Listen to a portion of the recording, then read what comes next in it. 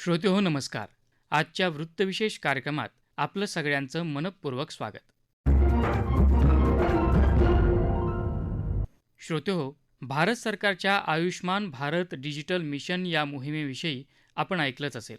Ayushman Bharat digital mission देशातील नागरिकांना digital, सुलभ आणि दर्जेदार आरोग्य सेवा पुरवण्यासाठी भारत सरकारनं सुरू केलेली एक महत्त्वाकांक्षी मोहीम आहे.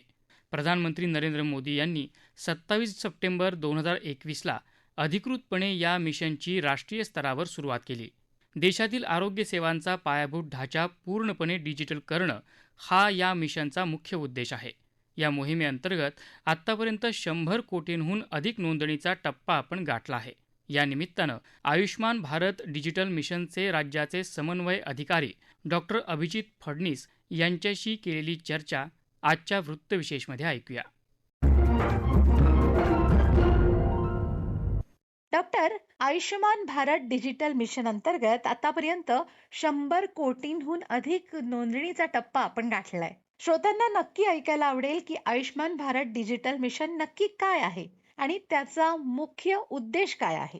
आयुष्मान भारत डिजिटल मिशन हा एक भारत सरकारचा महत्वाकांक्षी उपक्रम आहे. हा उपक्रम राष्ट्रीय आरोग्य प्राधिकरणामार्फत राबवला जात आहे. यामध्ये रुग्णासाठी एक अखंड आंतर कार्यक्षम डिजिटल आरोग्य परिसंस्था, ज्याला इंग्रजीमध्ये डिजिटल हेल्थ इकोसिस्टीम म्हणू शकतो, आणि हे सर्व निर्माण करण्यासाठी आयुष्मान भारत डिजिटल मिशनची स्थापना केलेली आहे. या मिशनमध्ये रुग्ण, डॉक्टर आणि आरोग्य सेवा प्रदात्यांना एका विशिष्ट डिजिटल आरोग्य ओळखपत्राद्वारे जोडले जाते, ज्यामुळे रुग्णांच्या संमतीने वैद्यकीय नोंदी संग्रहित करणे, त्या मिळविणे, त्यांची देवाणघेवाण करणे असे शक्य होते. या मोहिमेचा उद्देश भारताच्या आरोग्य सेवा प्रणालीमधील डिजिटल गॅप कमी करणे आणि सेवा अधिक सुलभ, कार्यक्षम व पारदर्शक बनविणे हा आहे. यामध्ये नागरिकांसाठी आभा आयडी, आरोग्य सेवा पुरवठादारांसाठी म्हणजे डॉक्टर्स, नर्सेस, औषधी निर्माता यांच्यासाठी हेल्थ प्रोफेशनल रजिस्ट्री आयडी आणि रुग्णालयांसाठी हेल्थ फॅसिलिटी आयडी तयार करण्याचे काम चालू आहे. हे सर्व डिजिटल हेल्थ इकोसिस्टीमशी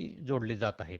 डॉक्टर, तुम्ही विशिष्ट आयडी विषयी बोललात, तर ज्याला युनिक आयडी सुद्धा म्हटलं जातं. हा. ज्या नागरिकांना या योजनेशी जोडायचं आहे आणि आपला आभा आयडी तयार करायचा आहे, त्यांनी नेमकं कुठं जावं, कोणत्या ऍपचा वापर करावा? ग्रामीण भागात किंवा दुर्गम ठिकाणी जिथं इंटरनेटची उपलब्धता कमी आहे, तिथं या मिशनची अंमलबजावणी कशी केली जाते?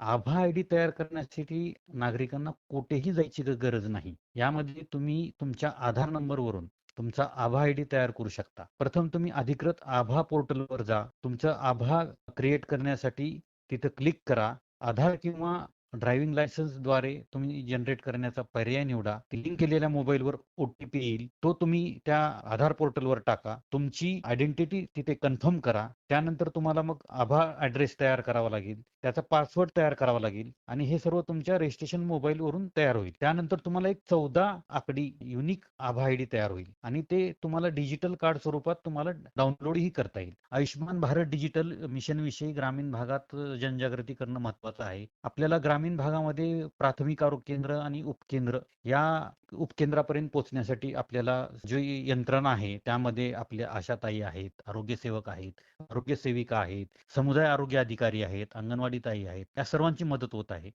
इंटरनेटसाठी आपण जो निधी आहे तो राज्य स्तरावरून त्यांना दिला जातो. सर्वच ठिकाणी संपूर्ण इंटरनेट असेल याची काही आपल्याला अजूनही थोडे फार प्रमाणात मध्ये काही ठिकाणी, जसे जे डोंगराळ भाग आहेत, बरोबर. जंगल भाग आहेत, त्या ठिकाणी इंटरनेटचा प्रश्न आहे अजून. त्याच्यावर आपण उपाय शोधण्याचा प्रयत्न करत आहोत. आणि समजा ग्रामीण भागातील जी नागरिक आहेत, त्यांना ही आयडी तयार करायची आहे, तर त्यांनी कुठे संपर्क साधावा? ज्या आपल्या शासकीय आरोग्य संस्था आहेत त्यामध्ये जाऊन तुम्ही त्या ठिकाणी तुमचा आभा आयडी जनरेट करू शकता. डॉक्टर, अनेकदा जुने जे आपले वैद्यकीय रिपोर्ट्स असतात किंवा एक्स-रे असतात, ती हरवण्याची भीती असते आणि या डिजिटल मिशनमुळे या समस्येवर कशा प्रकारे मात करतायत लोक, आणि काय सांगाल तुम्ही? आणि जर एखाद्या रुग्णाला दुसऱ्या शहरात किंवा मोठ्या रुग्णालयात उपचारासाठी जायचं असेल, तर या डिजिटल कार्डचा, आभा आयडीचा किंवा त्या खात्याचा त्याला कसा फायदा होऊ शकतो? यामध्ये आयुष्मान भारत डिजिटल मध्ये जी आपण डिजिटल हेल्थ इकोसिस्टीम तयार केली आहे, त्यामध्ये रुग्णांच्या सर्व वैद्यकीय नोंदी सुरक्षित राहतात आणि आभा आयडीशी लिंक असल्यामुळे त्या तुमच्या फोनवर सहज पाहता येतात. हं. तसेच तुमच्या उपचार करणाऱ्या डॉक्टरांना पाहता येतात. त्यामुळे रुग्ण देशाच्या कोणत्याही शहरातील किंवा रुग्णालयात गेला तर त्याला त्याची वैद्यकीय नोंद डॉक्टरासोबत डिजिटली शेअर करता येते. हं. त्यामुळे पूर्वी जे परत-परत तपासण्या करून नवीन रिपोर्ट जे तयार करण्याची गरज असायची, हं. ते सर्व आता थांबणार आहे. त्यामुळे रुग्णांना आर्थिक, मानसिक त्रास जो बराच पहिले होत होता, तो हं. आता बराचसा वाचणार आहे आणि रुग्णांची जी धावपळ आहे, ती सुद्धा थांबणार आहे. डॉक्टर, अनेकदा डिजिटल डेटा सुरक्षिततेबाबत लोकांच्या मनात भीती असते. कारण आपल्या आरोग्याविषयी सर्वत्र ती माहिती पसरू नये. तर त्यामुळे अनेक जण हे करण्याचं टाळतात. आरोग्य नोंदणी ज्या होतात, त्याची गोपनीयता कशाप्रकारे राखली जाते? कोणत्या प्रकारची काळजी घेतली जाते? हं. यामध्ये राष्ट्रीय आरोग्य प्राधिकरण ज्यांनी हे डिजिटल मिशन जे आपण राबवत आहोत, त्यांनी ही हं. खूप काळजी घेतलेली आहे डेटा सुरक्षिततेबाबत. अच्छा. कारण ही जी इकोसिस्टम तयार झाली आहे, ती 3 घटकावर आधारित आहे. एक आभा आहे, एक एच-पी-आर आहे आणि एक एच-एफ-आर आहे. आणि हे 3 घटकांचा मिळून एक डिजिटल हायवे तयार होतो. आणि अच्छा. ह्या डिजिटल हायवेवर एंट्री करायची असेल, तर नागरिकांसाठी आभा आहे, हं. डॉक्टरांसाठी, नर्सेससाठी किंवा इतर जे हेल्थ प्रोफेशनल्स आहेत त्यांच्यासाठी एच-पी-आर आहे आणि रुग्णालयांसाठी, क्लिनिकसाठी किंवा ज्या काही आरोग्य संस्था आहेत त्यांच्यासाठी एच-एफ-आर आहे. त्यामुळे हे 3 त्यांना नोंदणीकृत केल्याशिवाय हं. तुम्ही रुग्णांचे कुठल्याही नोंदी पाहू शकत नाही आणि जोपर्यंत रुग्ण त्यांच्या ओ-टी-पी वरून संमती देत नाही, हं. तोपर्यंत कोणतेही डॉक्टर किंवा कोणतेही रुग्णालय त्याच्या नोंदी पाहू शकत नाही. त्यामुळे हे हं. पूर्णपणे सुरक्षित आहे.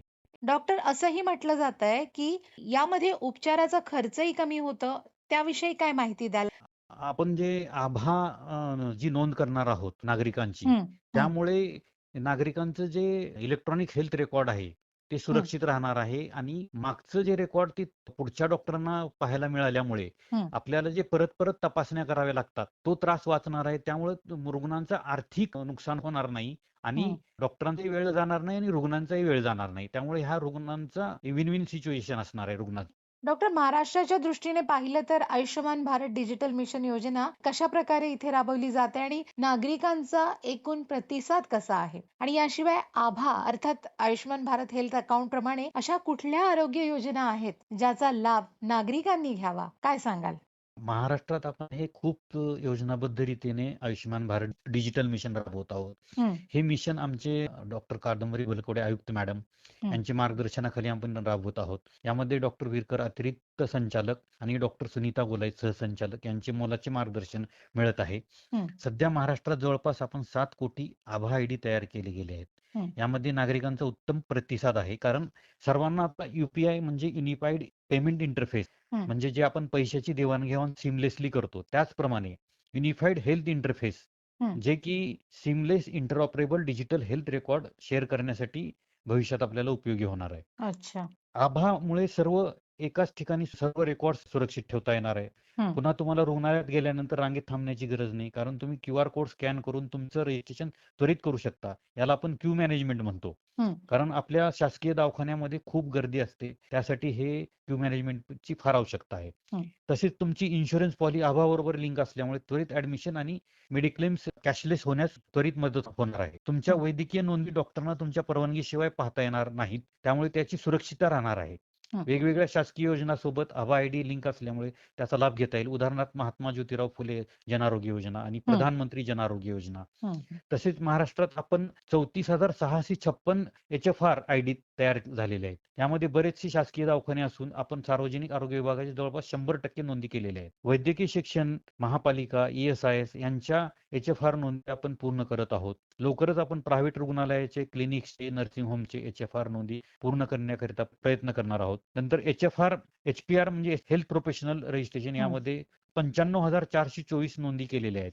अच्छा. यामध्ये प्रामुख्याने सार्वजनिक आरोग्य विभागाचे जवळपास 99% नोंदी पूर्ण झालेल्या आहेत. इतर विभाग जसे की वैद्यकीय शिक्षण, ई-एस-आय-एस, महापालिका यांचे नोंदी पूर्ण करण्याचे काम चालू आहे. तसेच खाजगी क्षेत्रातील सर्व हेल्थ प्रोफेशनलचे नोंदी करण्याचे काम चालू केलेले आहे. त्यामध्ये संपूर्ण नोंदी करण्याचा प्रयत्न चालू आहे. हं. महाराष्ट्रात आपण रायगड जिल्हा मॉडेल डिस्ट्रिक्ट म्हणून घोषित केलेला आहे. यामध्ये आपण सर्व शासकीय, खाजगी क्लिनिक्स, फार्मसी, रुग्णालय हं. यांचं सर्व हेल्थ फॅसिलिटी रजिस्ट्री नोंद करणार आहोत. तसेच सर्व शासकीय आणि खाजगी रुग्णालय, क्लिनिक्स, नर्सिंग होम मधील सर्व पॅथीच्या डॉक्टरांचे, नर्सेसचे, सर्व औषधी निर्मात्यांचे हं. HPR नोंदी करणार आहोत. यासाठी पूर्वतयारी म्हणून पुढील आठवड्यात आपण एक कार्यशाळा सुद्धा आयोजित करण्यात आलेली आहे. अच्छा. तसेच सर्व शासकीय व खाजगी रुग्णालयाचे HMIS सॉफ्टवेअर हे ABDMशी संलग्न करणार आहोत. त्यामुळे संपूर्ण जिल्हा हा पेपरलेस करण्याचा आमचा मानस आहे. महाराष्ट्रात प्रत्येक जिल्ह्यात एक शासकीय व एक खाजगी रुग्णालय मॉडेल फॅसिलिटी म्हणून आपण निवड करण्याची प्रक्रिया चालू केली आहे. म्हणजे त्यामुळे प्रत्येक जिल्ह्यात 2 पेपरलेस रुग्णालय तयार करण्याचा आपला प्रयत्न चालू आहे. याकरिता राष्ट्रीय आरोग्य प्राधिकरण आपल्याला सतत मार्गदर्शन करीत आहे. हं. महाराष्ट्रात सर्व भागधारकांची कार्यशाळा आम्ही ठराविक अंतराने घेत आहोत. त्यामध्ये सर्व शासकीय, खाजगी रुग्णालयातील प्रमुख उपस्थित असतात. आत्ताच आपण पुण्यात एक 17 व 18 एप्रिलला राष्ट्रीय स्तरावरील एक चिंतन शिबिर घेण्यात आले. यामध्ये सर्व राज्यांचे आयुक्त व प्रधानमंत्री आरोग्य योजनेचे मुख्य कार्यकारी अधिकारी उपस्थित होते. या शिबिरात राष्ट्रीय आरोग्य प्राधिकरणाचे मुख्य कार्यकारी अधिकारी यांनी मार्गदर्शन केलं. यावेळेस आयुष्यमान भारत डिजिटल मिशनच्या वेगवेगळ्या भागधारकासोबत तसेच आंतरराज्य अनुभव शेअर करण्यात आले. आपण महाराष्ट्रात एक मायक्रोसाईट हा प्रोजेक्ट राबविला. यामध्ये आपण राष्ट्रीय आरोग्य प्राधिकरण यांनी निवडलेल्या संस्थाद्वारे 6 जिल्ह्यामध्ये खाजगी क्षेत्रातील क्लिनिक्स, छोटे रुग्णालय यांना या हं. डिजिटल हेल्थ इकोसिस्टीम मध्ये कसा सहभाग वाढवता येईल हं. याबाबत त्यांना ठराविक टार्गेट देऊन नोंदी करून घेतल्या. त्यामुळे जास्तीत जास्त आपल्याला खाजगी क्षेत्रात याचा प्रचार होण्यास मदत झाली. तसेच महाराष्ट्रात आपण सार्वजनिक आरोग्य विभागाच्या अंतर्गत जिल्हा रुग्णालयापासून प्राथमिक आरोग्य केंद्रापर्यंत जवळपास 2671 आरोग्य संस्थांमध्ये ई-सुश्रुत हे HMIS प्रणाली हं. आपण चालू केलेली आहे. त्यामुळे नागरिकांचे इलेक्ट्रॉनिक हेल्थ रेकॉर्ड तयार होतात. डॉक्टर, एक शेवटचा पण महत्त्वाचा प्रश्न हा आहे, की आयुष्यमान भारत डिजिटल मिशन यामुळे येत्या काळात भारतातील जी आरोग्य सेवा आहे, त्याचं चित्र कशाप्रकारे बदलेल असं तुम्हाला वाटतं? नक्कीच. आयुष्यमान भारत डिजिटल मिशनमुळे भारतातील आरोग्य सेवा आता एक पेपरलेस होणार असून कॉम्प्रिहेन्सिव्ह डिजिटल हेल्थ इकोसिस्टीम तयार होऊन सर्वांना कोणत्याही रुग्णालयात गेल्यानंतर हं. आपले रुग्णालयीन रिपोर्ट्स हार्ड कॉपीच्या स्वरूपात घेऊन जाण्याची गरज नाही. हं. आभा ID द्वारे सुरक्षितपणे सर्व नोंदी उपचार करणाऱ्या हं. डॉक्टरांना नागरिक शेअर करू शकतील. हं. यामध्ये विविध health platform, electronic health records आणि टेलिमेडिसिन ॲप्स एकमेकांशी सहज संवाद साधू हं. शकतील. त्यामुळे अनावश्यक चाचण्या टाळल्या जातील आणि रेफरल प्रक्रिया हं. एकदम सुलभ होईल. धोरणकर्त्यांना कोणत्या रोगांचा प्रचार जास्त होत आहे हं. त्यानुसार औषधी व इतर साधन सामुग्री पुरवठा करण्याकरता निर्णय घेण्यास सोपे जाणार आहे. त्यामुळे प्रतिबंधात्मक आरोग्य सेवा मजबूत होणार आहे. तसेच HPR आणि HFR द्वारे नागरिक नोंदणीकृत डॉक्टर्स, क्लिनिक आणि रुग्णालय सहजपणे शोधू शकतील. ज्यामुळे ABDM वर लोकांचा भविष्यात विश्वास वाढून एक वेळ अशी येईल की ती ABDM ही गरज बनेल. Doctor, Ayushman Bharat digital mission विषयी तुम्ही आमच्या श्रोत्यांना ज्या प्रकारे माहिती दिली आहे, त्यामुळे नक्कीच आशा करूया, की श्रोत्यांच्या मनामध्ये या मिशन संदर्भात जे काही प्रश्न होते त्याची उत्तरं मिळाली असतील. खूप खूप धन्यवाद. धन्यवाद. धन्यवाद. श्रोते हो, आपला वृत्तविशेष हा कार्यक्रम आपण न्यूज ऑन AIR या ॲपवरही लाईव्ह ऐकू शकता. तसंच आमच्या मुंबई एअर न्यूज या यूट्यूब वाहिनीवर कार्यक्रमाचं ध्वनिमुद्रण आपल्याला कधीही ऐकता येईल. याबरोबरच आपला आजचा वृत्तविशेष हा कार्यक्रम संपला. हा कार्यक्रम आकाशवाणी मुंबईच्या प्रादेशिक वृत्त विभागानं सादर केला. संपादक आणि सादरकर्त्या संगीता गोडबोले, निर्मिती सहाय्य त्रिशरण कांबळे, लेखन आणि समन्वय प्रिया नारायण जाधव आणि निवेदन कौस्तुभ पटाईत.